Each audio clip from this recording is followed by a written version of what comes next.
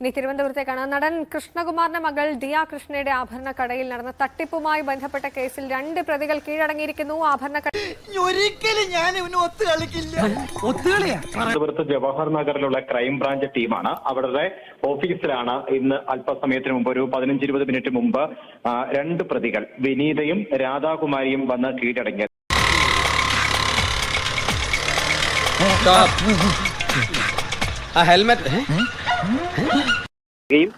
കൃഷ്ണകുമാറിന്റെ പരാതിയിലാണ് കാതലായി ഉള്ളതെന്നും തട്ടിക്കൊണ്ടുപോയി എന്ന് പറയുന്ന ആരോപണം CCTV ദൃശ്യങ്ങൾ പരിശോധിച്ചപ്പോൾ നിലനിൽക്കുന്നതല്ല എന്നും കണ്ടെത്തുകയുണ്ടായി.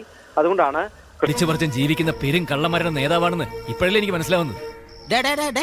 കള്ളനാകുന്നവർക്ക് ഇക്കാലത്ത് എളുപ്പം കോടീശ്വരനാകാൻ പറ്റൂ.